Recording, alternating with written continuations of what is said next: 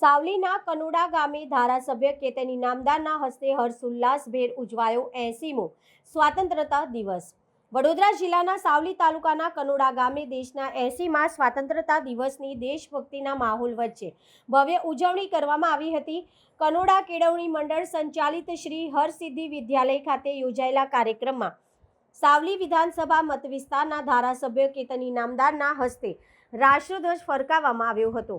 ધ્વજવંદન બાદ ઉપસ્થિત સૌએ રાષ્ટ્રગીત ગાઈ તિરંગાને સલામી આપી હતી।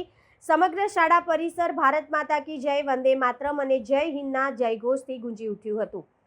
કાર્યક્રમ દરમિયાન વિદ્યાર્થીઓએ સ્વાગત ગીત, દેશભક્તિના ગીતો તેમજ ગરબા સહિતના સાંસ્કૃતિક કાર્યક્રમોની સુંદર રજૂઆત કરી હતી, જેને ઉપસ્થિતોએ તાળીઓના ગડગડાટ સાથે વધાવી લીધી। આ પ્રસંગે ધારાસભ્ય કેતન ઇનામદારે દેશની આઝાદી માટે બલિદાન આપનાર સ્વાતંત્ર્ય સેનાનીઓને શ્રદ્ધાંજલિ અર્પણ કરી હતી। તેમણે વિદ્યાર્થીઓને સ્વાતંત્ર્યનું મહત્વ સમજાવી દેશના જવાબદાર નાગરિક બનવા અને રાષ્ટ્ર સેવામાં યોગદાન આપવાની પ્રેરણા આપી હતી। સાથે જ પંથકના તમામ નાગરિકોને 80મા સ્વાતંત્રતા દિવસની શુભેચ્છાઓ પાઠવી હતી। કાર્યક્રમમાં ડેરીના ડિરેક્ટરો, તાલુકા અને જિલ્લા પંચાયતના સભ્યો, નગરપાલિકાના હોદ્દેદારો, સરપંચ, તલાટી, શાળાના આચાર્ય, શિક્ષકો, વાલીઓ, ગ્રામજનો તથા મોટી સંખ્યામાં વિદ્યાર્થીઓ ઉપસ્થિત રહ્યા હતા।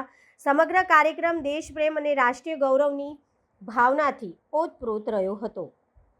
આજે મારા સાવલી તાલુકાના કનોડા હાઈસ્કૂલની અંદર 80મા સ્વતંત્ર દિવસની ઉજવણી ખૂબ ઉત્સાહ અને ઉમંગભેર કરવામાં આવી।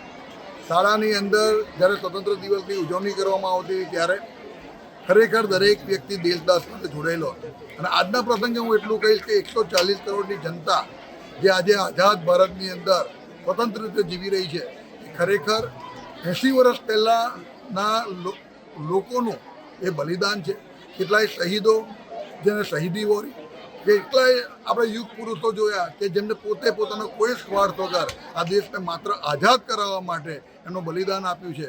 ત્યારે આજના દિવસે બલિદાનને પણ આપણે યાદ કરીએ અને એમને નતમસ્તક વંદન કરીએ અને દરેક પ્રત્યેક દેશવાસી એની દેશપ્રેમ તરીકે પોતાની નાગરિકતાની જે જવાબદારી છે એ પોતે લે અને આજે દેશના વડાપ્રધાન જે નરેન્દ્રભાઈ મોદી સાહેબ દેશને મહાસત્તા તરફ લઈ જવા માટેનો જે પ્રયાસ કરી રહ્યા છે એમાં સૌ સહભાગી થઈએ।